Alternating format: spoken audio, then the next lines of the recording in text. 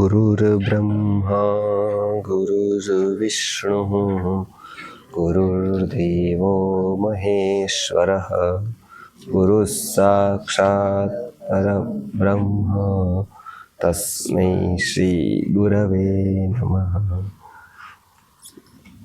अध्याय 6 श्लोक 46।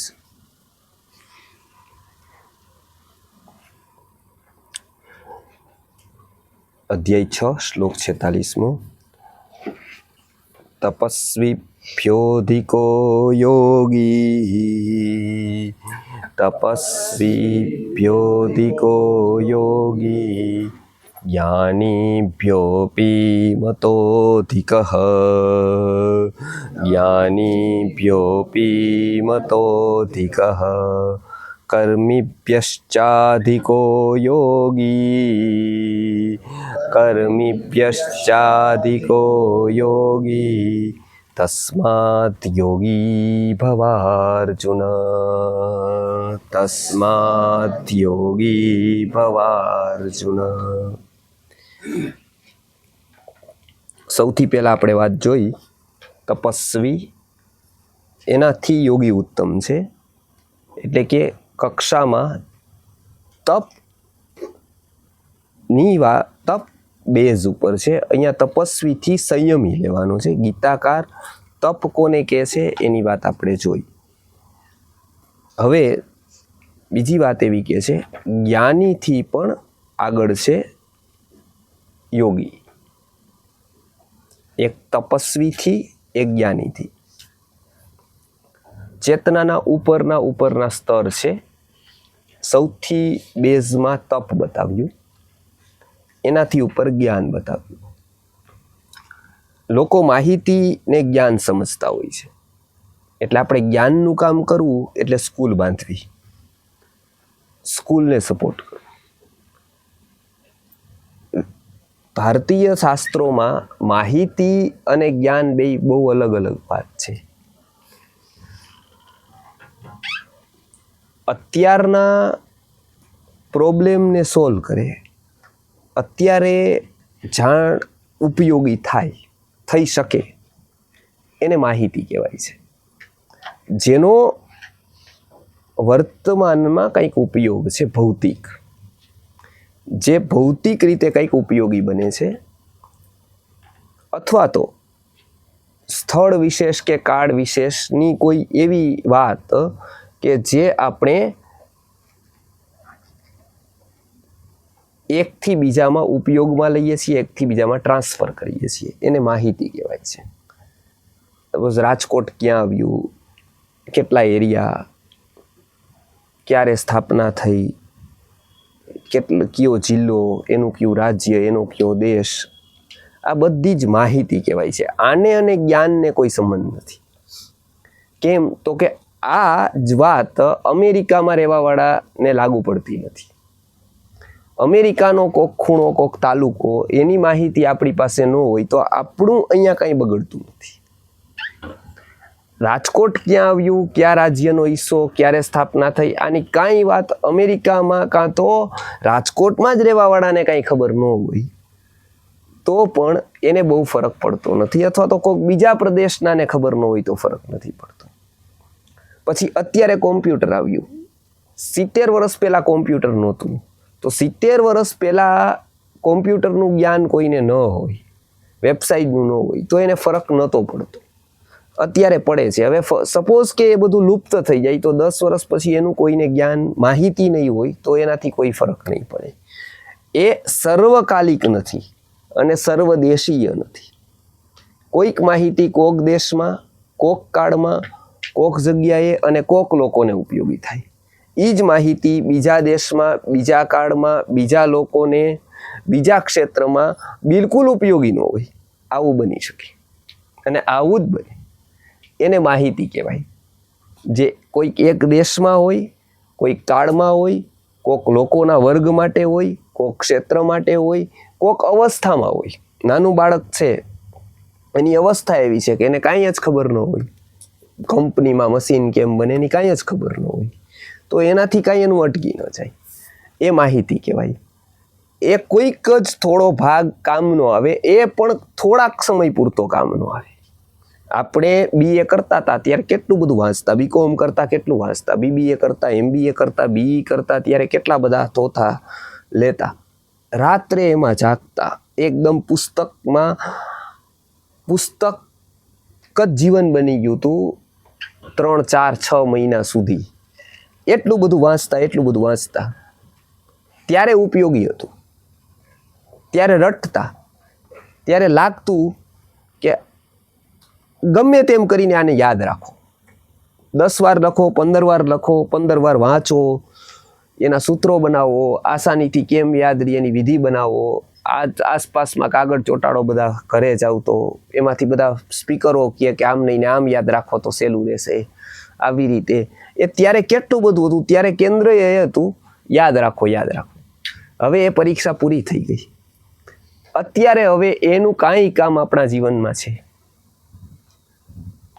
કાંઈ જ નહીં. એક પણ વાક્ય યાદ ન કરીએ હવે જીવનભર માટે, તો હવે કોઈ જ કામ નથી એનું. એક દિવસ તો એવું લાગતું હતું કે ગમે તેમ કરીને યાદ નહીં કરીએ તો શું થઈ જશે આપણું. એવો ભય હતો કે આ નહીં કરીએ તો મારું જીવન ખતરામાં પડી જશે, આગળ મોટો ભય ઊભો થઈ જશે. એટલે એક સમયે એટલી બધી એકાગ્રતા હતી, એટલી બધી જરૂરિયાત હતી. થોડાક સમય પછી એ જરૂરિયાત પૂરી થઈ ગઈ. તો હવે આજે કાંઈ જ જરૂરિયાત નથી, આજે પૂરું થઈ ગયું. એને માહિતી કહેવાય. સ્કૂલો, કોલેજ, બાલ મંદિર, PG, KG, બધું KG થી લઈ PG સુધીનું બધું જ એ માહિતીનું ક્ષેત્ર આવે. એમાં આત્માનો કોઈ સંબંધ નથી. એ થોડાક ટાઈમ પૂરતી બધાને ઉપયોગી થાય, પછી એ બિનજરૂરી થઈ જાય. એ માહિતી છે, એની સાથે જ્ઞાનનો કોઈ અર્થે કોઈ સંબંધ નથી. એ કોઈ જીવનભર ન લે તો એને ભૌતિક લાઈફમાં તકલીફ પડે એ વાત જુદી, પરંતુ અધ્યાત્મમાં એની સાથે કોઈ સંબંધ નથી.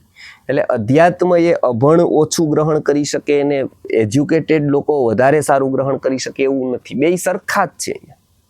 કેમ કે પેલો માહિતી લીધેલો છે અને પેલા પાસે માહિતી નથી, ફરક એટલો જ છે. એ માહિતી કોઈ અધ્યાત્મના ક્ષેત્રમાં ઉપયોગી નથી.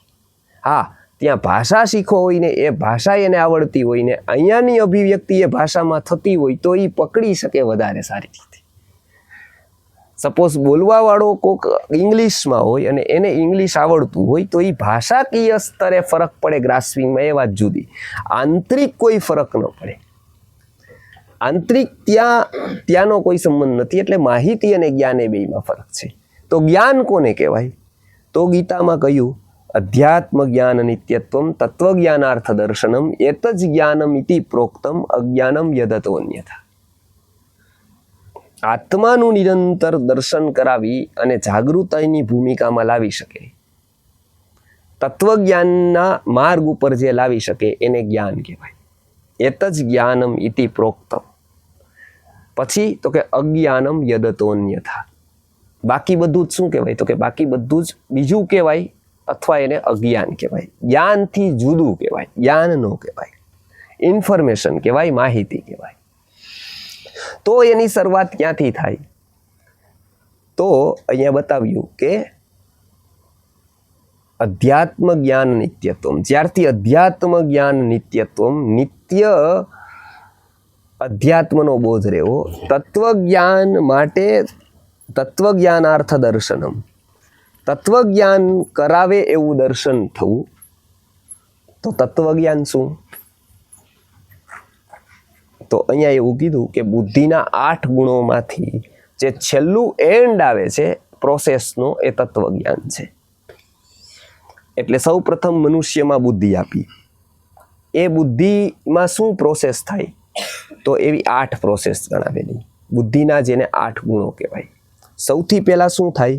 તો કે શુશ્રુષા, શ્રવણ, ગ્રહણ, ધારણ, ઉહ, અપોહ, અર્થવિજ્ઞાન ને તત્વજ્ઞાન, એનું જોતા રહીએ. સૌથી પહેલા વ્યક્તિને શુશ્રુષા એટલે જિજ્ઞાસા થાય. બરાબર? કેટલી બધી વસ્તુઓ લખેલી છે, બરાબર, આપણી આંખ ત્યાં જાય છે, બરાબર, પણ એ બધું આપણને યાદ નથી રહેતું.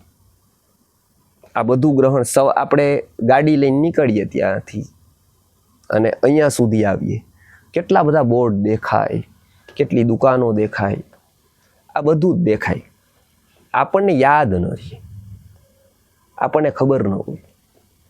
પણ સપોઝ કેમ કે જિજ્ઞાસા નથી કે એ શું છે, એ આપણને જિજ્ઞાસા નથી એટલે જે ગ્રાસ્પિંગ કરવાનું તંત્ર છે ને એ પેસિવ છે, એક્ટિવ નથી, એ પેસિવ છે. પણ સપોઝ આપણને પગ દુખે છે અને એ ખૂબ દુખે છે, બરાબર, અને આપણે ગાડી લઈને નીકળીએ છીએ, તો આપણું ધ્યાન મોટે ભાગે ઓર્થોપેડિક હોસ્પિટલ ઉપર જાય, હાડકાના દુખાવા મટાડવામાં આવશે. આપણો કોઈ પ્રોબ્લેમ છે અને એ પ્રોબ્લેમ આપણે કઈ વસ્તુ શોધીએ છીએ, દૂધ લેવા નીકળ્યા છીએ અને મળતું નથી રાત્રે 2 વાગે, તો ધ્યાન ક્યાં જશે? ડેરી ફાર્મ ક્યાં છે? તો દૂર દૂર સુધી ડેરી ફાર્મનું બોર્ડ અને દેખાઈ જશે ત્યાં, ડેરી ત્યાં છે, એમ કે ઘણું બધું રહેશે પણ ડેરી એ હાઇલાઇટ થશે આપણા મનમાં. ડેરીનું બોર્ડ ઓલા બધા સિરીઝો રાખેલી હશે, ચમકતા હશે બોર્ડ, પણ ત્યારે આપણને નહીં દેખાય, ત્યારે આપણે એનું કામ નથી, આપણને દૂર એવું સિમ્પલ બોર્ડ ડેરીનું છે, તો ડેરી વધારે ધ્યાનમાં.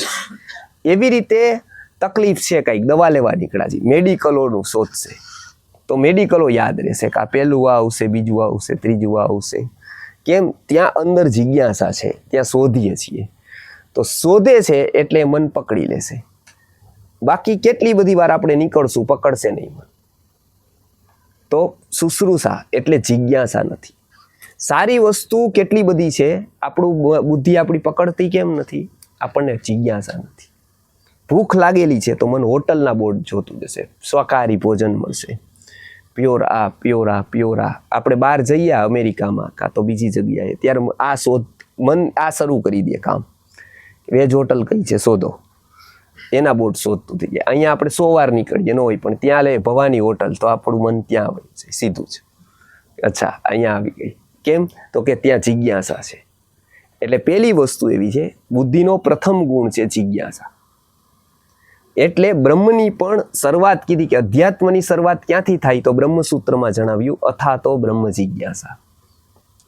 એવું ન કીધું કે કથામાં જાવ તો શરૂઆત થાય, એવું ન કીધું દાન દો તો શરૂઆત થાય, એવું ન કીધું કે તમે બહુ મોટું તપ કરો તો શરૂઆત થાય, પણ એવું કીધું કે અથાતો બ્રહ્મ જિજ્ઞાસા. જેને એવો પ્રશ્ન થાય અંદર કે બ્રહ્મ એટલે શું, એટલે આત્મા એટલે શું, જીવન એટલે શું, આ પ્રશ્ન થાય ત્યારથી જ શરૂઆત થાય અધ્યાત્મની.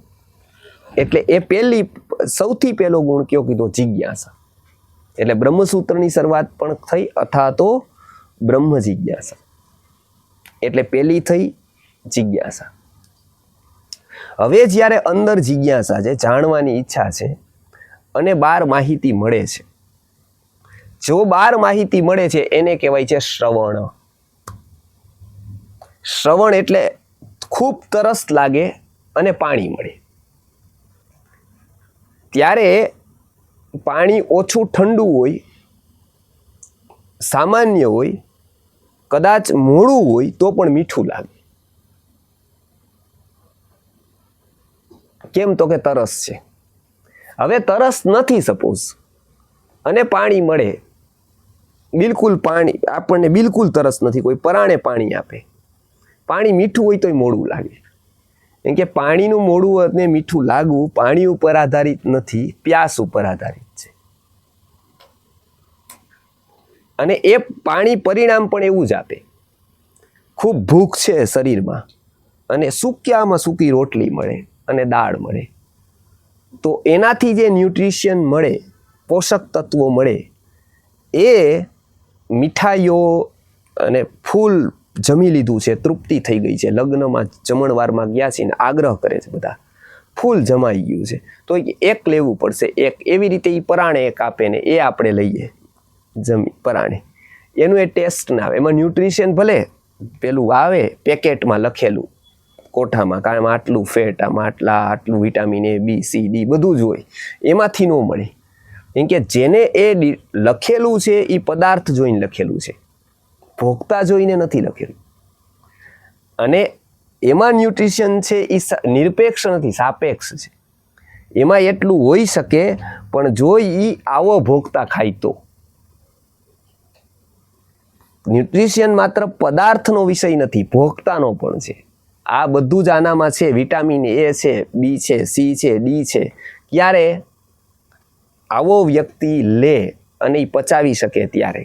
જો એ પચાવી શકે નહીં તો એ બધું એના માટે નકામું છે. એવી રીતે જિજ્ઞાસા થાય, જાણવાની જિજ્ઞાસા થાય અને કોક વાત કરે અને જે સાંભળીએ એને કહેવાય શ્રવણ. બરાબર? એ જે સાંભળે, શ્રવણ કરે એને કહેવાય શ્રોતા. ખાલી કથા બેઠી હોય, આપણને હોય કે જે હશે એ હાલો આપણે જઈ આવીએ 2 કલાક. બરાબર? એ રીતે 3 કલાક કોક જાય તો થોડીક વાર આ કરે, અહીંયા વાત કરે, પછી બાજુવાળા બેઠા હોય એની હારે વાત કરે, ત્યાંથી થાકે તો આ બાજુવાળા હારે વાત કરે, પછી જમવા માટે ટાઈમ જોઈ, ક્યારે છે પ્રસાદનો સમય, કે 12 વાગશે, એટલે ગમે તેમ 12 વગાડો.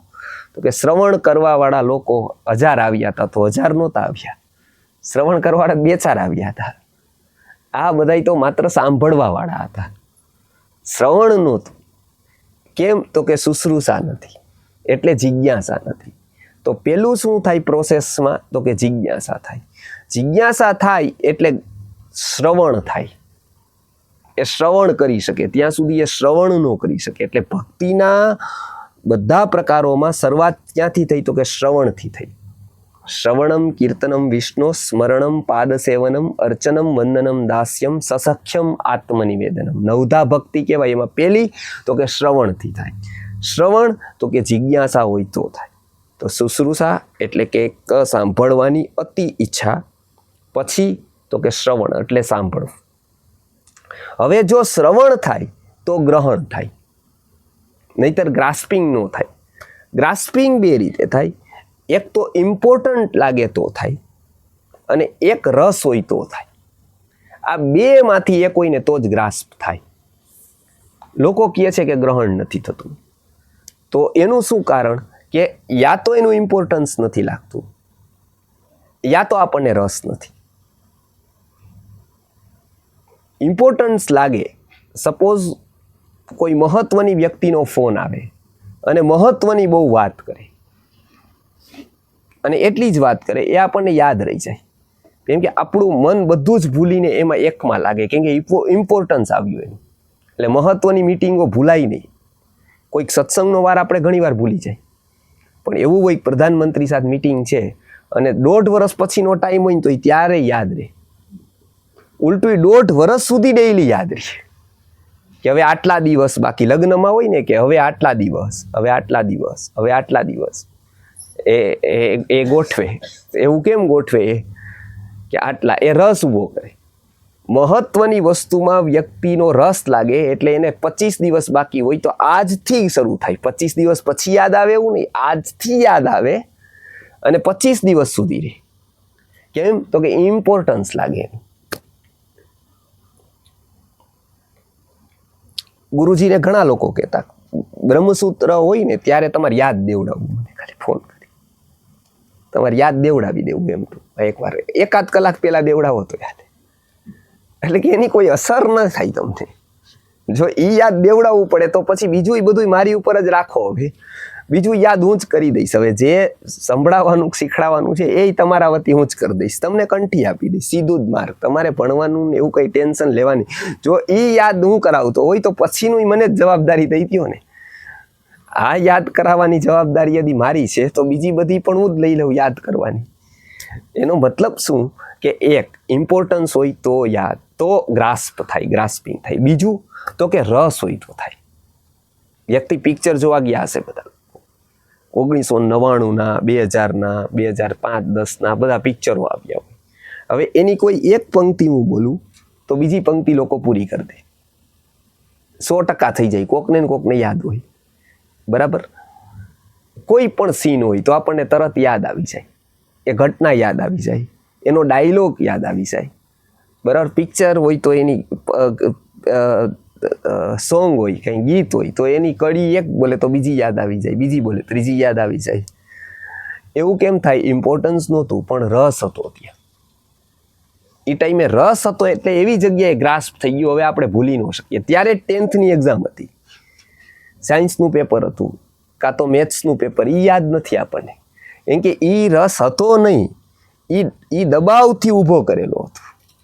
એ દબાવ હતો કે આ ભણો નકર તકલીફ થશે. બધા સામાજિક કાર્યકર્તાઓ આવી ગયા હતા કે તમને આવું થશે, કેરિયર બનાવો. તો એ બધાનું પ્રેશર હતું, રસ નહોતો, એ પ્રેશર હતું. ઘરવાળા પ્રેશરાઇઝ કરતા હતા કે હવે ભણો. તો આપણે ટેમ્પરરી સ્વીકારી લીધું હતું કે હવે આટલા બધા લોકો કહે છે અને આવું કંઈક કરવાનું છે, એટલે પ્રેશરાઇઝ થઈ અને કે હવે કાંઈ વાંધો નહીં, તો હવે ભણી લઈએ. અને હવે માત્ર 1 જ વર્ષ છે, બહુ છે નહીં, બહુ હોત તોય હજી વિચાર કરો. ત્યારે રસ નહોતો, રસ નથી એટલે મને ગ્રાસ્પ ન કર્યું, બુદ્ધિએ ગ્રાસ્પિંગ ન કર્યું. તો ત્રીજો ગુણ કયો છે? તો ગ્રહણ. જો ગ્રહણ થાય તો શું થાય? તો કે ધારણ થાય, લાંબા સમય સુધી ધારણ થઈ શકે. એટલે પેલું જિજ્ઞાસા, શુશ્રુષા, બીજું શું થાય? શ્રવણ થાય તો શું થાય? ગ્રહણ થાય તો શું થાય? ધારણ એટલે લાંબા સમય સુધી યાદ રહે. બરાબર, આને કહેવાય ધારણ. પછી તો કે ધારણ થાય પછી ઊહ, એ થાય તો એ પ્રોપર રીતે, સાચી રીતે મનમાં જાય. ઊહ એટલે શું? તો કે અનુકૂળ તર્ક. બરાબર, અનુકૂળ તર્કને કહેવાય ઊહ. વ્યક્તિનું મન છે ને એ હંમેશા યુક્તિ માંગતું રહે, તર્ક માંગતું રહે. બરાબર, આપણે કંઈક સાંભળીએ પણ મન એવો પ્રશ્ન કરે આવું શું કામ? બરાબર, એ શું કામની સાથે જાય તો એ લાંબા સમય સુધી રહે, કેમ કે એ તર્ક સાથે ગયો. તર્ક સાથે કાંઈ પણ વાત જાય એ લાંબા સમય સુધી યાદ રહે. બરાબર, આવું શું કામ? બરાબર, એને શું કહેવાય? ઊહ એટલે અનુકૂળ તર્ક. બરાબર, એટલે જ્યાં એવું થાય કે ખાલી કે એની કરતા એમ કે આવું આટલા માટે, તો એ શું ગયું? સિક્વન્સથી ગયું એક. બરાબર, તો એ લાંબા સમય સુધી યાદ રહે. બીજું, સારી રીતે યાદ રહે. ત્રીજું, એનું ઇમ્પોર્ટન્સ સમજાય એટલે લાંબા સમય સુધી ટકી રહે. બરાબર, પછી કે છે અપોહ, એટલે પ્રતિકૂળ તર્કનું નિરસન. એટલે આવું કેમ નહીં, એટલે એનાથી વિપરીત કેમ નહીં. સપોઝ એવું કે કોઈ આત્મા છે તો એના સપોર્ટમાં દલીલ આવે, પછી બીજી દલીલ હોય કે નહીં આત્મા નથી, તો એવું જો નથી એવી વાત છે તો એ કેમ ખોટી છે. બરાબર, એટલે વિપરીત તર્કનું નિરાકરણ. એક તો અનુકૂળ તર્ક અને એક વિપરીત તર્કનું નિરાકરણ. આ બે વસ્તુ બુદ્ધિ કરતી રહે હંમેશા. કોઈ પણ વાત જાણે તો શું કરે? એનામાં તર્ક શોધતી રહે. બરાબર, આવું કેમ? બરાબર, એ શોધતી રહી. અને બીજું શું શોધતી રહી? આનાથી વિપરીત કેમ નહીં. કોઈ પણ જોજો વાત સંભળાય ને એટલે આ પ્રોસેસ આપણી બુદ્ધિ કરવા માંડે. કોઈ ક્યાંક આવું તો આપણો પ્રશ્ન થાય આવું કેમ? બરાબર, આને વાત કરી, કોઈ પણ મોટો વ્યક્તિ વાત કરે એની હામાં હા ભેળવી દઈ. બરાબર, પણ આપણી બુદ્ધિ આપણને ભેળવા ન દે, આપણે ભેળવી દઈ. પછી એ પ્રશ્ન આપણને કરે, આપણે માની લીધું. બરાબર, આપણી બુદ્ધિએ નહીં માન્યું. બરાબર, આપણે આ કરી દીધું, કેમ કે આપણને ડર લાગ્યો સમાજનો કે ભાઈ અત્યારે હવે પ્રશ્ન પૂછશું તો ખરાબ લાગશે. બરાબર, પછી ખીજાઈ જશે ગુરુજી, કેમ કે મોટા ભાગના એવી છાપ પડી ગઈ, જવાબ ન આવતો હોય તો, જવાબ ન આવડે તો ગુસ્સો કરવો, એ એક જવાબ થઈ જાય પછી, એટલે પ્રશ્ન બંધ કરી દે. તો પછી એવું થાય કે એને ખોટું લાગે, એના કરતાં મૂકો મારી જેટલું થાય એટલું કરો.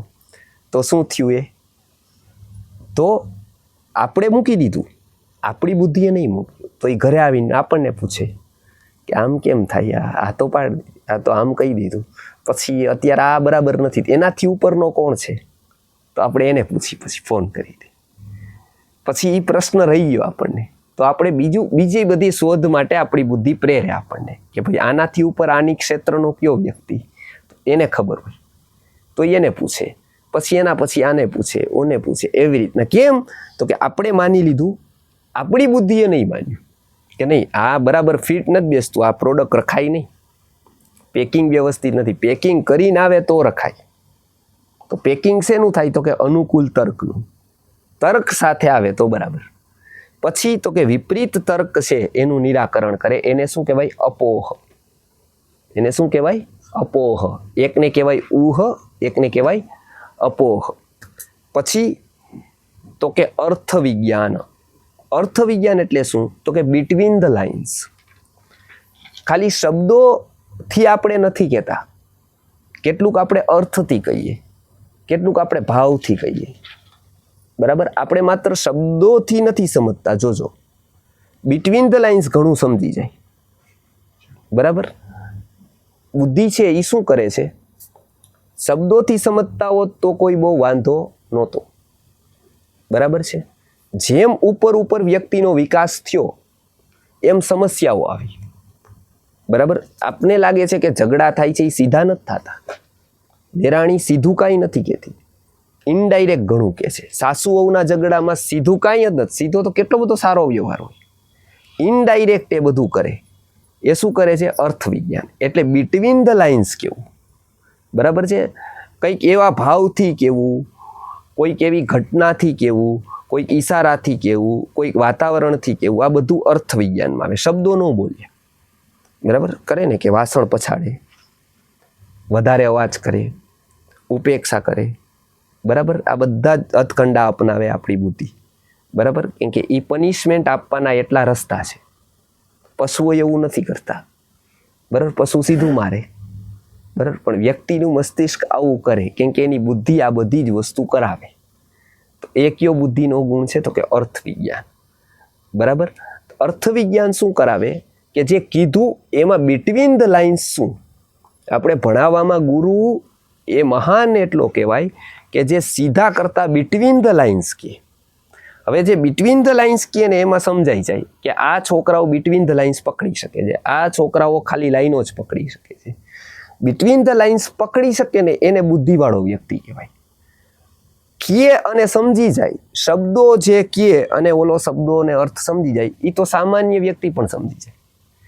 પણ ન કીધેલા શબ્દોને ઓલો સમજી જાય તો એને બુદ્ધિવાળો વ્યક્તિ કહેવાય, કે જે નથી કીધું અને એને સમજાઈ ગયું. એટલે આપણે ત્યાં કીધું કે ચિત્રમ વટતરોર મૂલે વૃદ્ધા શિષ્યા ગુરુ યુવા. બે આશ્ચર્યો થયા. શંકરાચાર્ય પ્રવચન કરતા હતા તો એમાં બે આશ્ચર્યની વાત આવી. પહેલું આશ્ચર્ય શું? તો કે વૃદ્ધા શિષ્યા ગુરુ યુવા.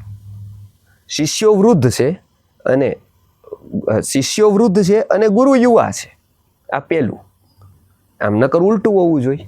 ગુરુ મોટી દાઢીવાળા હોય, મોટા વાળવાળા ઋષિમુનિ ભણાવતા હોય, નાના નાના છોકરા ભણતા હોય. આવું તો બધી જગ્યાએ જોયું. ફોટામાં એવું જોયું, ઋષિમુનિ મોટી દાઢી, મોટા વાળ, મોટી ઉંમર, સફેદ દાઢી કાળી નહીં, સફેદ વાળ કાળા નહીં, અને એ ભણાવતા હોય. અને કાળા વાળવાળા અને વાળ વગરના છોકરાઓ ભણતા હોય. તો આવું તો જોયું હતું. પણ વિપરીત શું જોવા મળ્યું? તો કે વૃદ્ધા શિષ્યા ગુરુ યુવા. શિષ્યો વૃદ્ધ હતા અને ગુરુ યુવા હતા. આ પેલું આશ્ચર્ય. બીજું શું? તો કે ગુરૌસ્તુ મૌનમ વ્યાખ્યાનમ શિષ્યાસ્તુ છિન્ન સંશયા. કે ગુરુએ કાંઈ કીધું નહીં, એ મૌન રહ્યા. એ મૌન રહ્યા અને ઓને સમજાઈ ગયું બધું છે.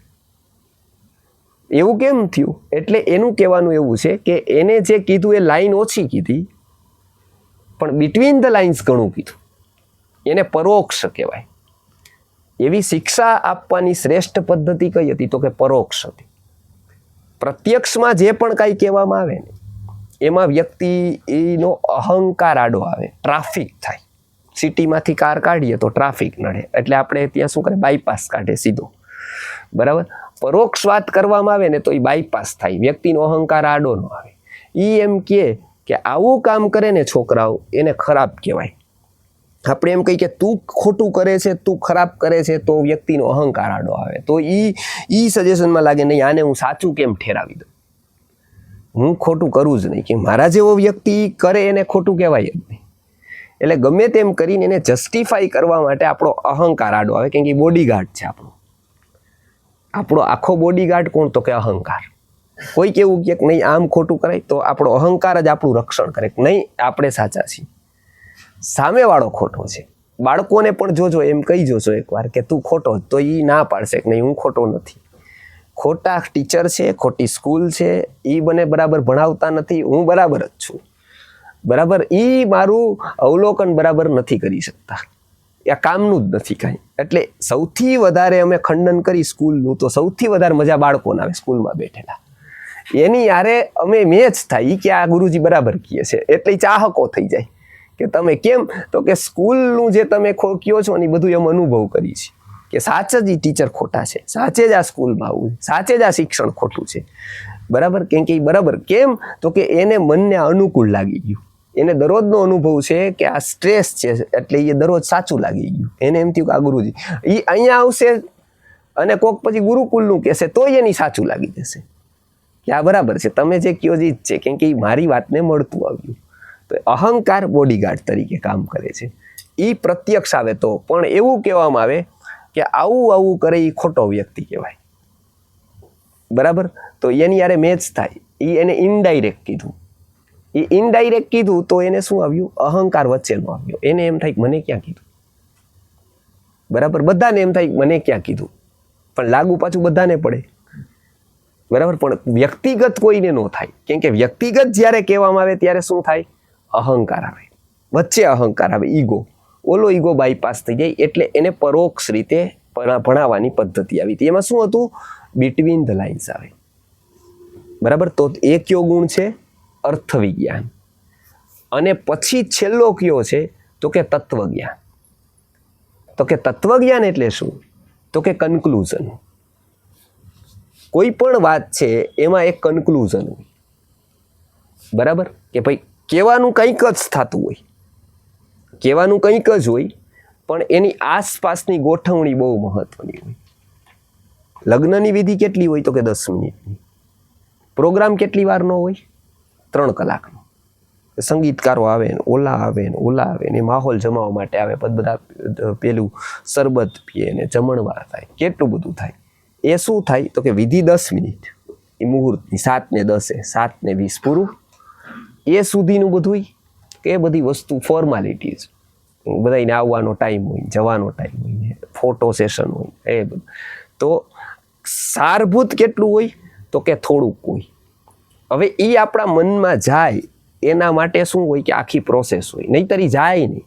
એમ કહેવામાં આવે કે આત્મા છે, બરાબર છે, કાં તો આવું છે, તો એ જાય નહીં.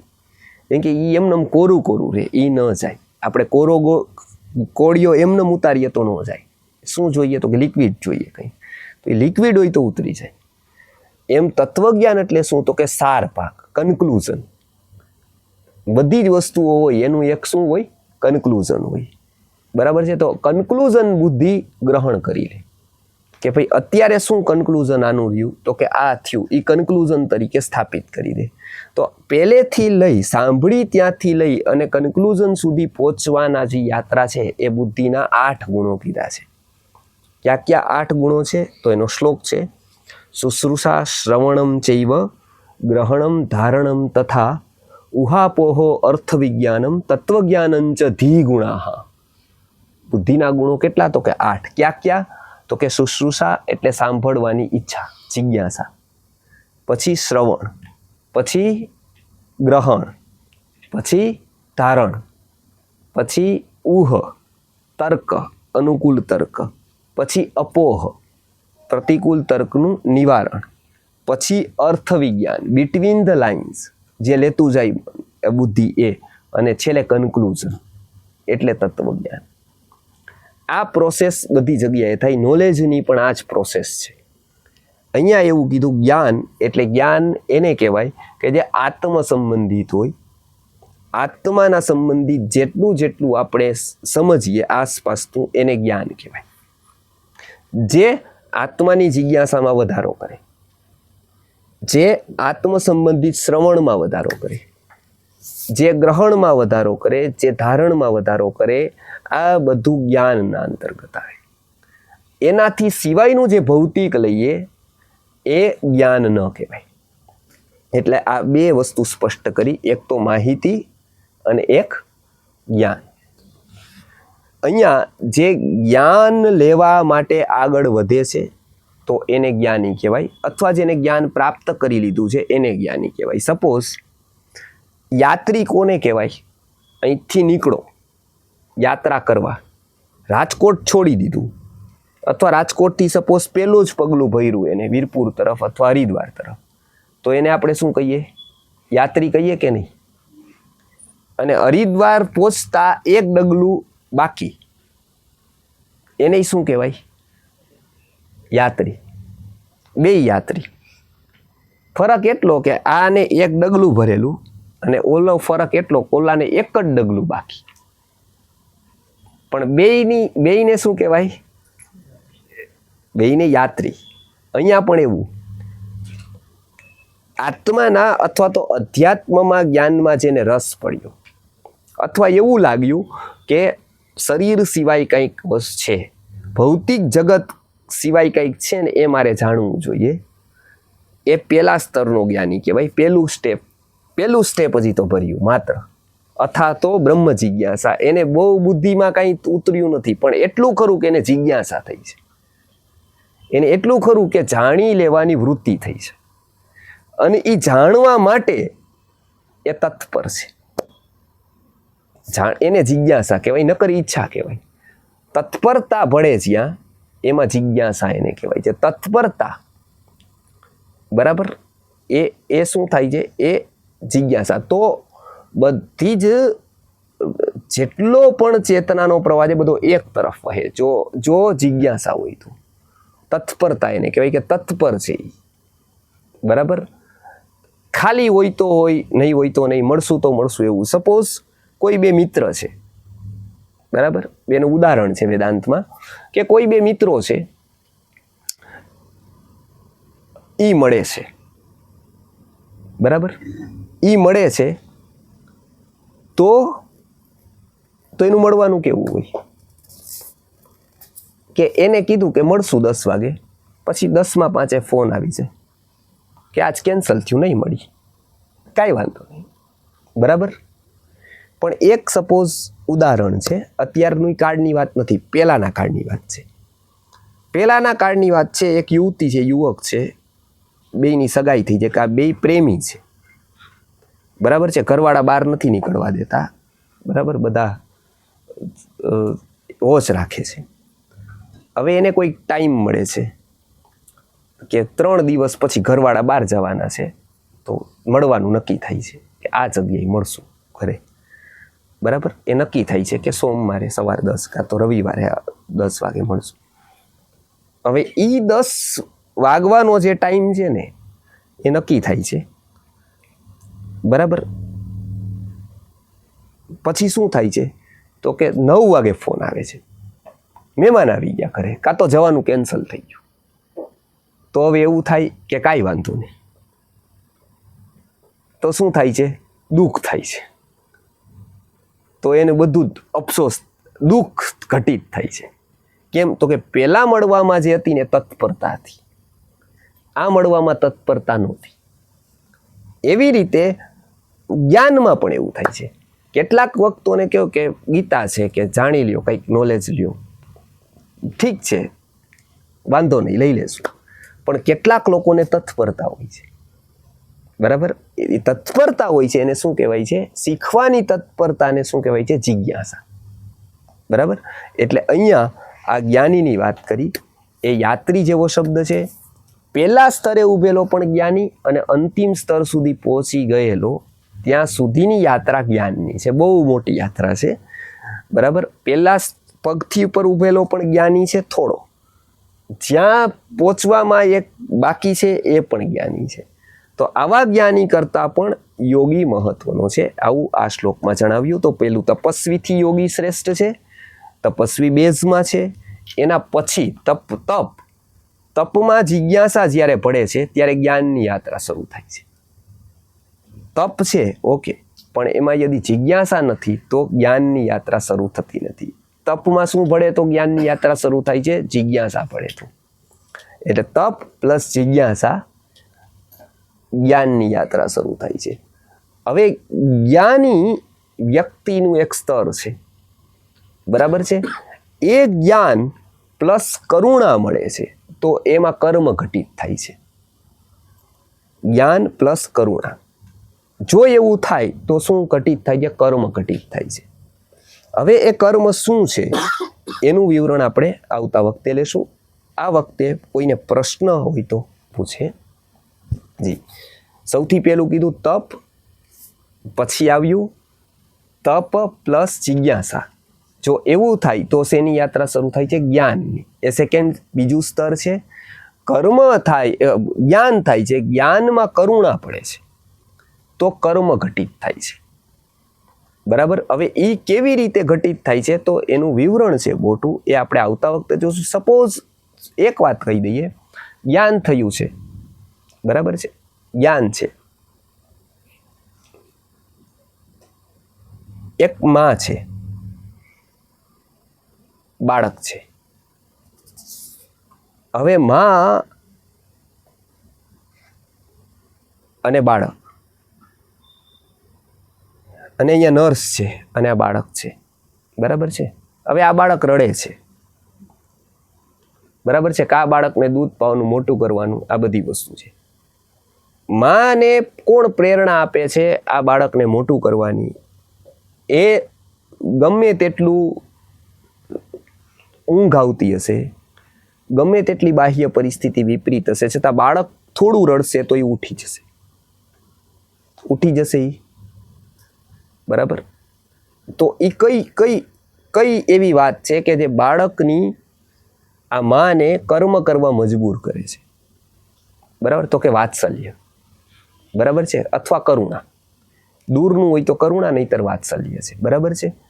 હવે એ જ વસ્તુ નર્સને નથી કરતી, કેમ કે એ બાળક સાથેનું વાત્સલ્ય નથી, એટલે એની પ્રેરણા નથી. હવે સિમ્પલ કે આ વસ્તુ વાત્સલ્ય હોવાથી આ કર્મ એને ભારરૂપ નથી લાગતું. જો વાત્સલ્ય હોય તો, ન હોય તો ભારરૂપ લાગે છે.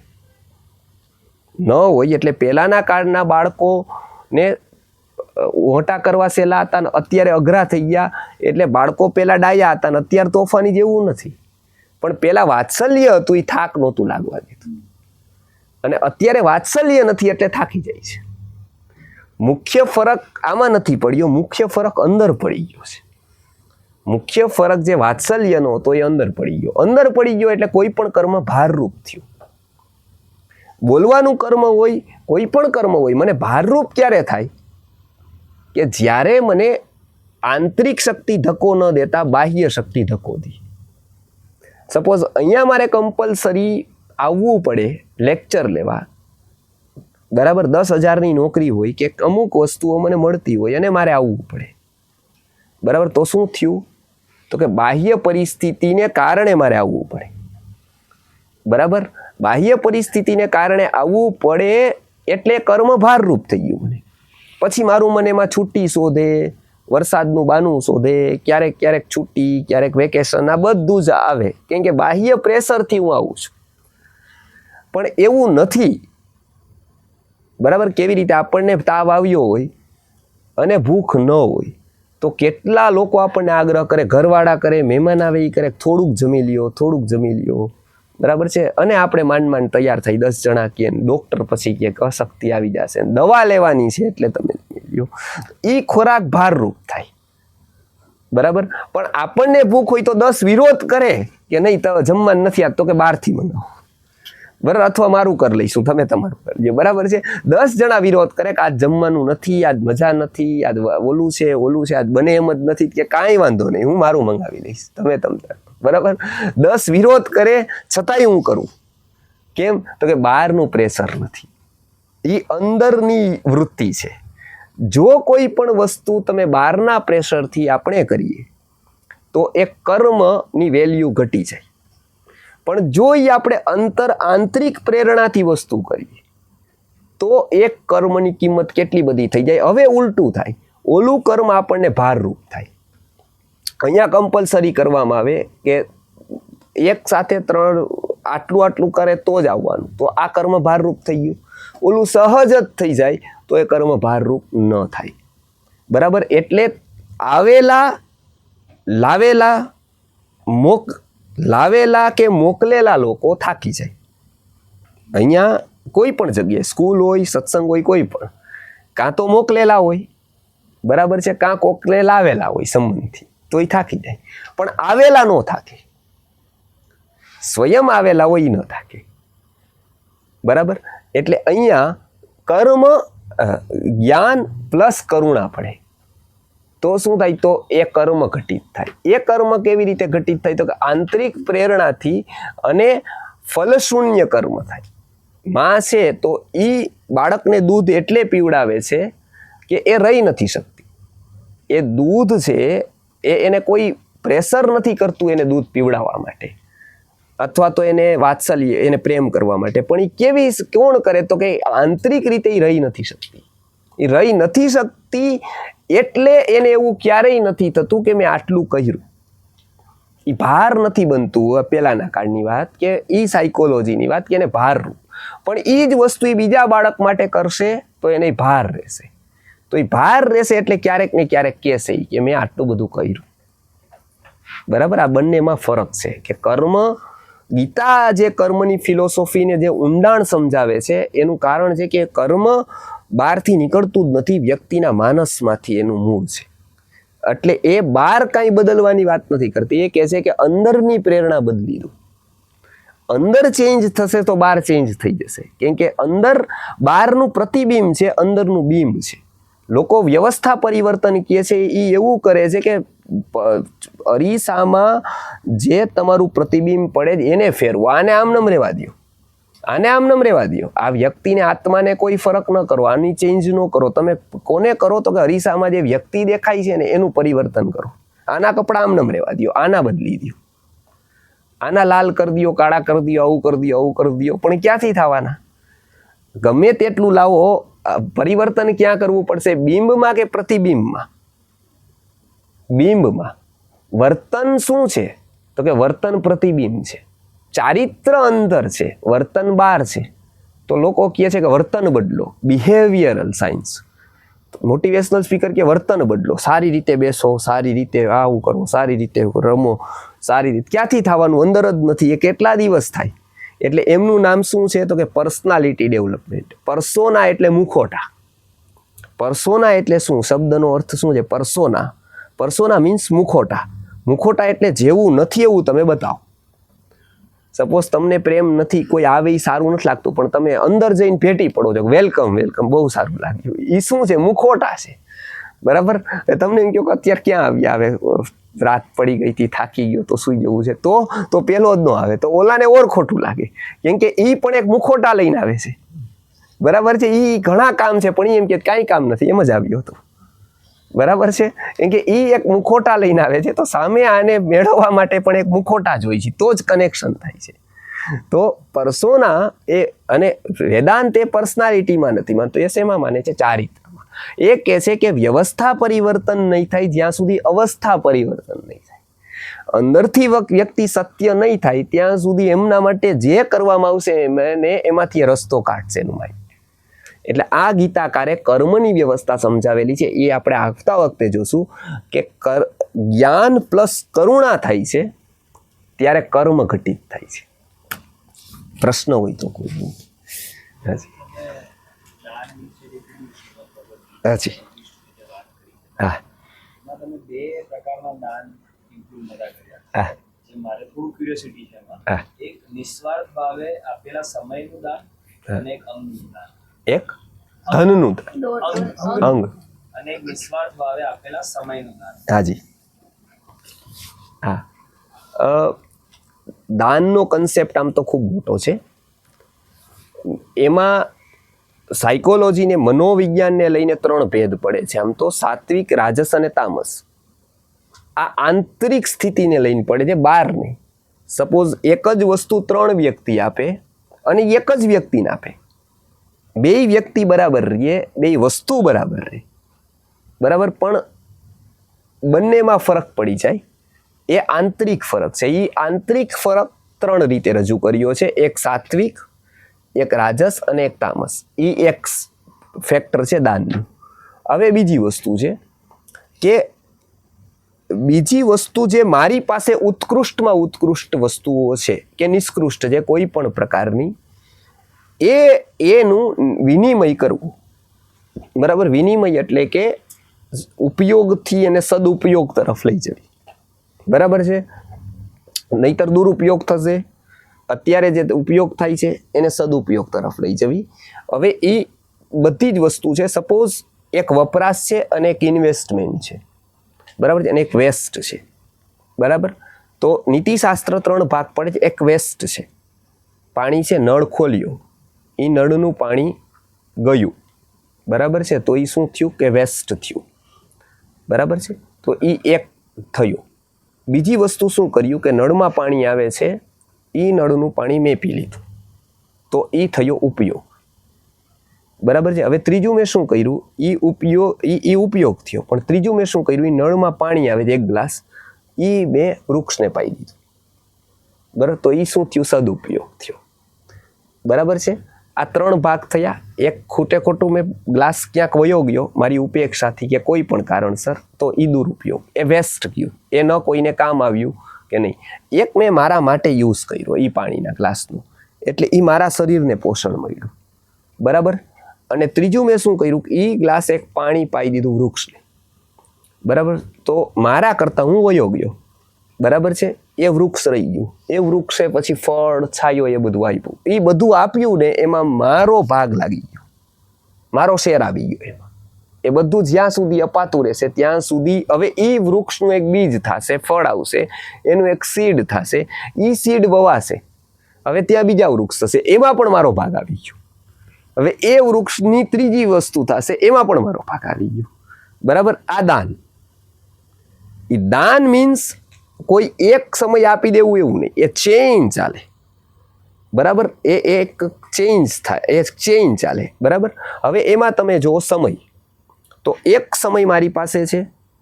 બરાબર, એટલે નળ બંધ કરો તો પાણી બંધ થાય, પણ ઘડિયાળ બંધ કરો તો સમય બંધ ન થાય. બરાબર, માનો નળ બંધ કરી દઈ તો પાણી બંધ થઈ જાય, એમ ઘડિયાળ બંધ કરવા સમય બંધ ન થાય. તો સમય સાર્વત્રિક અને સાર્વજનિક છે, એટલે એક વસ્તુ આપણને સમય આપ્યો છે, એવી રીતના શક્તિ આપી છે, સામર્થ્ય આપ્યું છે.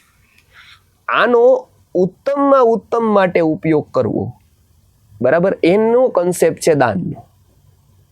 બરાબર, હવે એમાં માત્ર 2 નથી, બેલી વસ્તુ, એમાં માત્ર સમય જ હોય, કાં તો અંગ જ હોય, કાં તો પૈસા જ હોય, કાં તો પછી કોઈ પણ પ્રકારનું સામર્થ્ય હોય, કોઈ પણ પ્રકારનું, કોઈ પણ પ્રકારની શક્તિ હોય સપોઝ. બરાબર છે, અથવા કોઈ વસ્તુ હોય. બરાબર, એનો ઉપયોગ ઇન્વેસ્ટમાં કરવો, ચડતા ક્રમમાં કરવો, સપોઝ મારાથી ઉત્તમમાં કરવો. બરાબર, નીચેનામાં કરવું તો એ અલગ સેગમેન્ટમાં થઈ જશે, એને પણ દાન કહેવાય છે. સપોઝ કોઈ ભિખારી માગે અને તમે એને આપી દો, તો તમે તમારાથી નીચેનાને આપ્યું કે ઉપરનાને આપ્યું, તમારાથી નીચેના સ્તરે છે.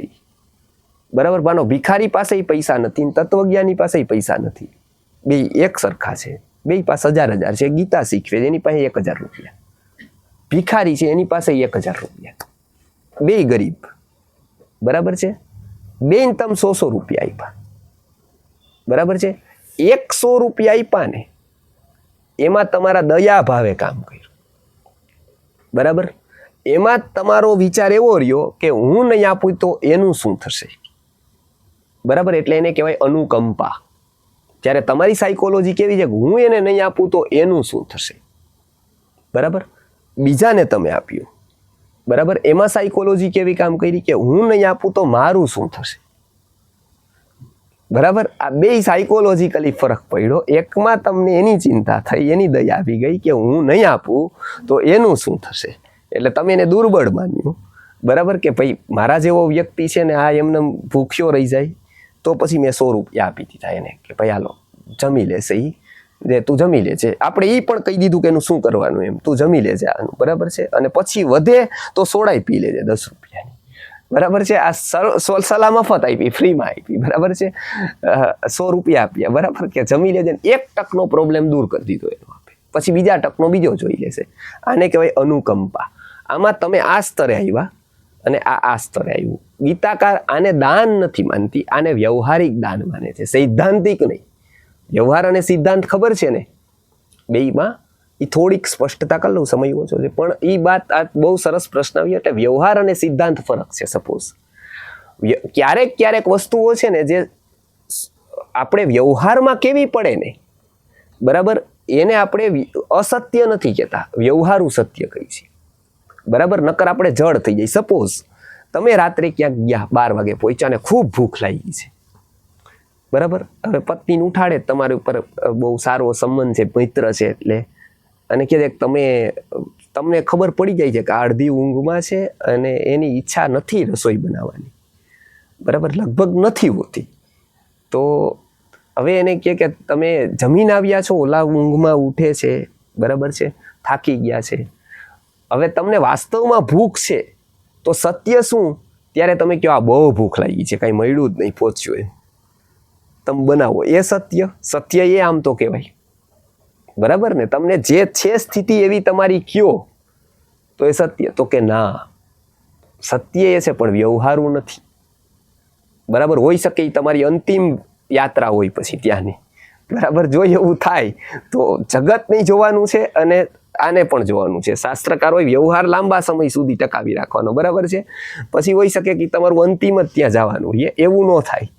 એટલા માટે ત્યાં શું સલાહ આપી કે નહીં, ત્યારે શું કહેવાનું, ના ના બિલકુલ ભૂખ જ નથી, બરાબર છે, હમણાં જ હું જમીન આવ્યો, બરાબર, બહુ, અને રાત્રે મોડા છે, સાંજે મોડું છે, મને બિલકુલ ભૂખ નથી. ભૂખ અંદર બહુ છે, બરાબર, પણ ભૂખ નથી એવું કેવું એ શું છે? વ્યવહારું સત્ય છે, બરાબર કે નહીં? વ્યવહારું સત્ય છે, બરાબર. કોઈ તમને પૂછે ઈ ઉપરથી પૂછ્યું હોય અને તમે કહો કાંઈ જરૂર નથી, એ ઉપરથી તમે જવાબ આપ્યો હોય, એ વ્યવહારું સત્ય છે. એમ ન કહેવાય ત્યારે કે આ મને બહુ જરૂર છે, એ તો વ્યવહાર ન ટકી શકે. એટલે એને લઈને શું કીધું? વ્યવહાર. સિદ્ધાંત શું છે? તો જેવી રીતે વેદાંતમાં છે, તો એમાં 5મું ફેક્ટર પુરુષાર્થનું આવ્યું કે વ્યક્તિના ભૂલથી પણ ઘણી વસ્તુ થઈ શકે, બરાબર. વ્યક્તિની ભૂલથી ઘણી વસ્તુઓ ઘટિત થઈ શકે અને વ્યક્તિના પુરુષાર્થથી પણ થઈ શકે. હવે સપોઝ અમેરિકામાં કોકનું એક્સિડન્ટ થયું, સ્વામીજીની વાત છે, સચ્ચિદાનંદ સ્વામી ઉદાહરણ આપે છે એ કે અમેરિકામાં કોકનું એક્સિડન્ટ થયું અને એની પત્નીને કાર ચલાવવા આપેલી. હવે એમાં કંઈક ટર્ન લેવામાં બહુ સ્પીડથી જતી હતી, ટર્ન લેવામાં કોઈક બીજી કાર સાથે અથડાઈ ગઈ, ત્યાં તેનું ડેથ થઈ ગયું. પતિને બહુ અફસોસ થયો. એ અફસોસ એ થયો કે કાશ મેં એને કાર ન આપી હોત તો આવું ન થયું હોત. એટલે એ પોતે સ્યુસાઇડ વિચાર આવવા માંડ્યા કે મારા કારણે આ મરી ગઈ. હવે એને ખૂબ તકલીફ, ખૂબ અજંપો કે મારે કારણે મરી ગઈ, આનું કારણ હું બન્યો એમ ટૂંકમાં, બરાબર છે. આ બધી જ વસ્તુ થઈ એટલે એ પ્રશ્નો કરે એનું મન, બરાબર છે. પુરોત પીડે તડાગસ્ય પરિવાહ પ્રતિક્રિયા શોક ક્ષોભે ચ હૃદયમ પ્રલાપે રે વધાર્યતે. વ્યક્તિને કાં શોક આવે કાં ક્ષોભ આવે તો પ્રલાપ વ્યક્તિ કરે, પૂછતો જાય. બધી રામાયણમાં એવું વર્ણન છે, બરાબર. આપણે ત્યારે વારંવાર આપણે એકની એક વાત પૂછી, બરાબર. જ્યારે જોજો કોઈ બહુ આનંદિત થઈ જાય ને ત્યારે એકની એક વાત વારંવાર કરે, બરાબર છે. એ શું કામ કરે? તો કે એ દ્વિરુક્તિ વારંવાર બોલે, એકની એક વાત કે જો સાંભળું મને એવોર્ડ મળ્યો, સાંભળું 1લો નંબર આવી ગયો, સાંભળું 90% આવ્યા. માતાનો વારંવાર કરે એકની એક વાત, એને 90% આવ્યા એવું 3 વાર કહી દીધું, છતાંય 4થી વાર કહે કે ખબર પડી બબલું નંબર આવી ગયો, હમણાં 1લો નંબર આવ્યો, યુનિવર્સિટી ફર્સ્ટ આવ્યો. એટલે ઓલાને ખબર નહીં, ઓલાને દુઃખ થતું હોય સાંભળીને પાછું, બરાબર છે. એ અત્યારે સારું છે કે ફોટા જ પડે છે, બરાબર. એક્સરે નથી નીકળતા. જો માઇન્ડના એક્સરે નીકળતા હોત તો આ જગત આવું ચાલી ન શકત, બરાબર છે. એટલે એ ફોટા પડે છે એટલું સારું છે કે એડિટ થઈ શકે, એમાં એક્સરે તો એડિટ થાય નહીં. એટલે પેલું એટલે સચ્ચિદાનંદ સ્વામી એવું કીધું કે એ કે આવું બધું, એટલે એવી વ્યક્તિ, એટલે એને પૂછ્યું કે શું આ મૃત્યુનું લખાયેલું જ હતું? તો સ્વામીજીએ કીધું કે હા, એ તો માનો કે ગાડીમાં ન મર્યા હોત તો એ સમય, સ્થળ, આ બધું જ લખાયેલું હોય ઉપર એ બધું જ લખાયેલું હોય, એ પ્રમાણે જ અહીંયા થતું હોય, તારો એમાં કાંઈ વાંક નથી. ઉપર બધું જ લખાયું હોય કે આ સ્થળે, આ જગ્યાએ, આ કાળ, આમાં 1 મિનિટ 1 સેકન્ડ કોઈ ફેરફાર ન કરી શકે, બરાબર.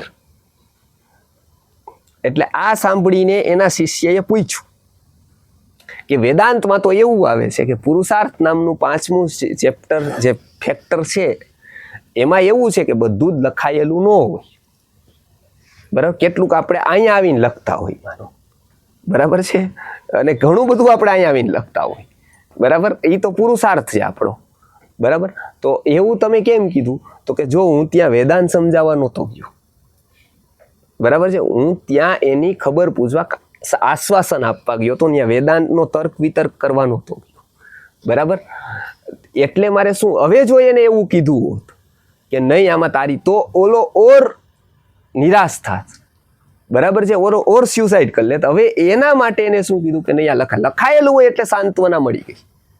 આ સાયકોલોજીકલી પ્રોસેસમાં આપણે આમ થાય કે જે થવાનું હતું એ થાય, એવું ન હોય, પણ એનાથી વ્યક્તિને સાંત્વના મોટી મળે, વ્યક્તિ ગિલ્ટી ફીલ ન કરે, બરાબર. આ એક બે વસ્તુ છે. એટલે ગીતાકારની વાત આપણે અત્યારે એમ કહીએ છીએ કે એ વસ્તુ જે નીચેના સ્તરવાળાને દીધું, બરાબર છે, એ શું થયું તો કે એના પેરેલલ નીચેનો વ્યક્તિ છે, ભિખારી છે. આ વ્યક્તિ છે એ ઉપર છે. એમાં શું સાયકોલોજી કામ કરે છે કે એમાં એની સ્થિતિ કામ નથી કરતી, એમાં મારી સ્થિતિ કામ કરે છે કે નહીં દઉં તો મારું શું, ઓલું હું નહીં દઉં તો એનું શું, એ ભૂખે મરી જશે. પણ અહીંયા એવો પ્રશ્ન જ નથી. અહીંયા શું પ્રશ્ન છે, હું નહીં દઉં તો મારું શું.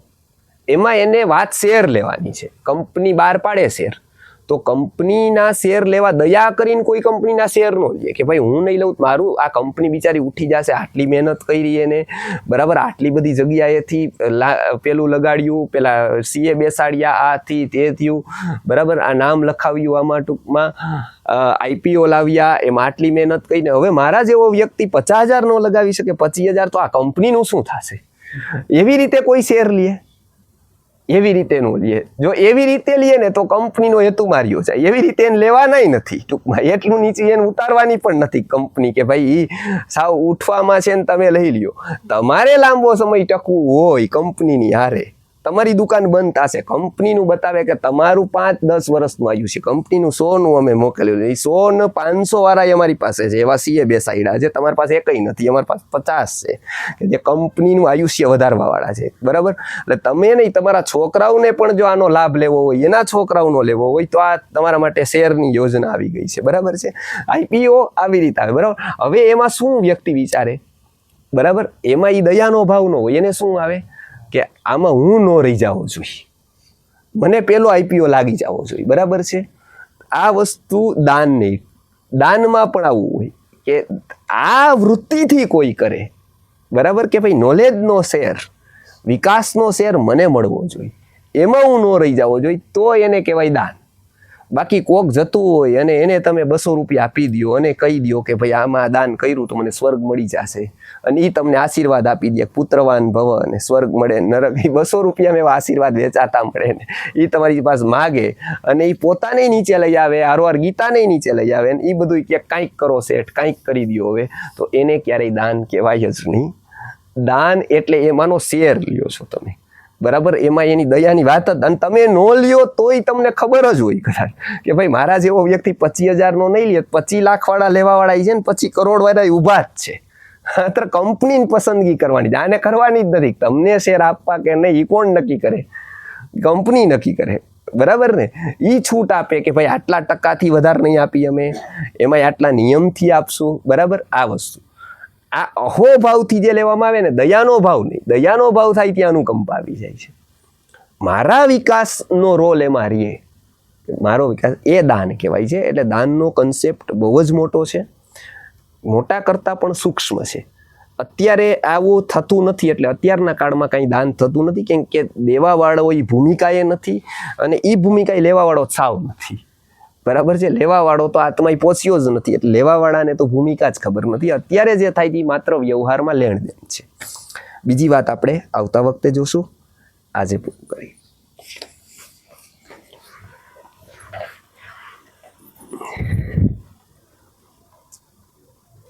ગુરુર બ્રહ્મા ગુરુર વિષ્ણુ ગુરુર્દેવો મહેશ્વર ગુરુ સાક્ષાત પરબ્રહ્મ તસ્મૈ શ્રી ગુરુવે